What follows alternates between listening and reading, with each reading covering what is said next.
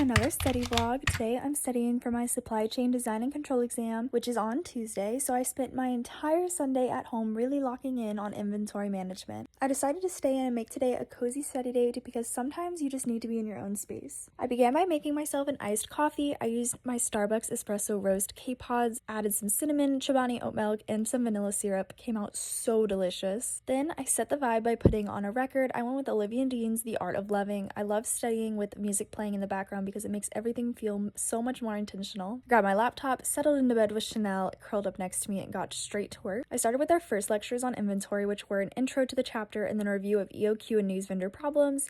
EOQ is all about finding the optimal order quantity to minimize costs, and the news vendor model deals with uncertainty in demand, basically figuring out how much inventory to stock when you don't know how much exactly you'll be selling. I worked through example problems for both and made sure I really understood the formulas and when to apply each one. After a solid study session, I took a lunch break and made one of my go-to meals, beef and broccoli. It's one of my favorite quick and easy recipes that I make all the time. Super satisfying and gives me the energy I need to keep going. Once I finished eating, I got back to studying and dove into lectures on Q&R and SNS policies, as well as order every review systems. These get into more complex inventory management strategies with different reorder points and review periods. I took really detailed notes on each one, breaking down the key differences and when to use each policy. Then I took a little snack break and tried chomps for the first time. They're actually really good, super filling and packed with protein. Then I got right back into it and focused on my last section, which is EOQ with quantity discounting. This covers both all unit discounts and marginal discounts, and it can get a little tricky because you have to compare different scenarios to find the optimal order quantity. After going through all the material, I created my half-page note sheet that I'm allowed to use during the exam. I condensed all the highlights, important formulas, and key points, basically anything I feel I might need or could forget under pressure. And that was all the studying I did today. Bye, besties!